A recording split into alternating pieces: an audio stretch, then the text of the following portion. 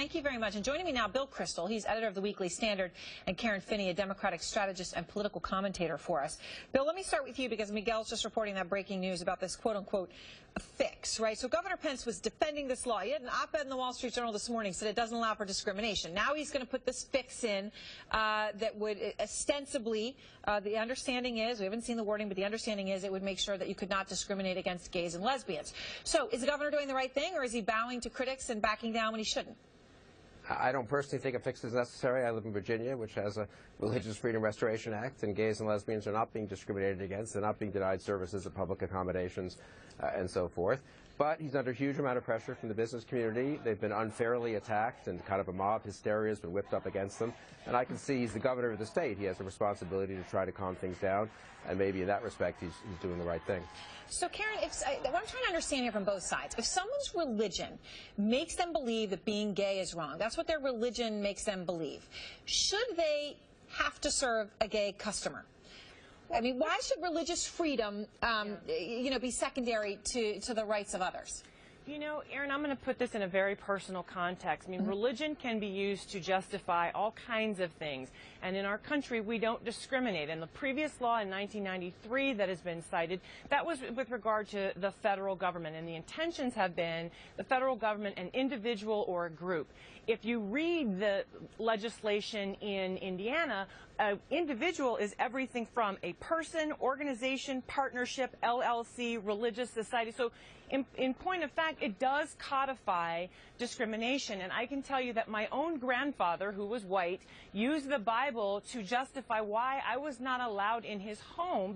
He believed miscegenation of the races was wrong. He obviously, we all think that's crazy now, and he obviously changed his ways. But my point is that, it's a very slippery slope. And we used to believe these things and use these kinds of laws against African Americans and other groups in this country. And we finally said, you know what, we don't discriminate. And I think that's what's getting lost here in this conversation, because I think Governor Pence is trying to be a little cute by half by saying, well, we didn't mean to discriminate. We didn't use this law against African Americans. This law was passed for the first time at the federal level in 1993. It's never been used against a single African American. I didn't say that it was. I said in the past we've had previous laws.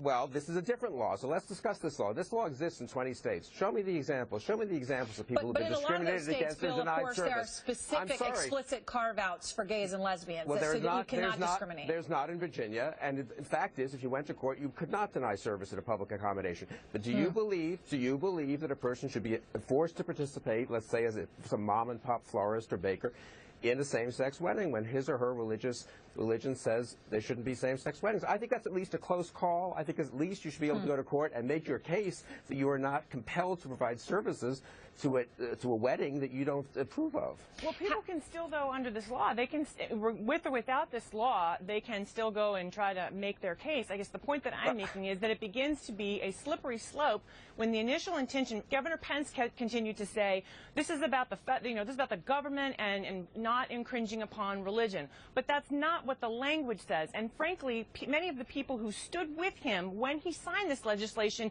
said very clearly their intention was to use this law to discriminate against gay people. They said it. They've been quoted. I'm sorry, if you think it is discrimination for my synagogue not to perform a same-sex wedding, then you're right. Then there's no religious freedom right in this country. If you think that religious institutions and religious individuals have some rights not to participate, when there's no compelling state interest in something like a wedding where they don't approve of it, then I think it's a much closer call, and I think this law is a reasonable attempt to balance the books here. But again, this law actually goes far beyond that and says a restaurant, and actually there was a gentleman on today who owns a restaurant in Indiana who said, yeah, I'm going to use that law so I don't have to serve gay people. So, I mean, this law allows for a much I'm sorry, that's just not true. That person is misinterpreting the law. This law exists. It has been litigated. It has been litigated in many states. You're inventing hypotheticals to discredit a law that exists in 20 states and has not been used in this way. I'm reading to you the actual language in the law, which expands an LLC. Section 9, a person defined Hobby as Lobby. Well, individual, organization. the federal law also applies, as we know, to corporations. Right. That's why Hobby Lobby, the Supreme Court decided, did have a right not to provide But again, abortion, that's about the federal government not impinging what about on the state laws government? What about the state government impinging on the law? This goes beyond that, though, is the point, Bill. All right. Well, you know, it's a fascinating discussion because you can see how heated people get around this country. Well, next, we're going to talk to a sponsor of one of these laws. He's going to make his case.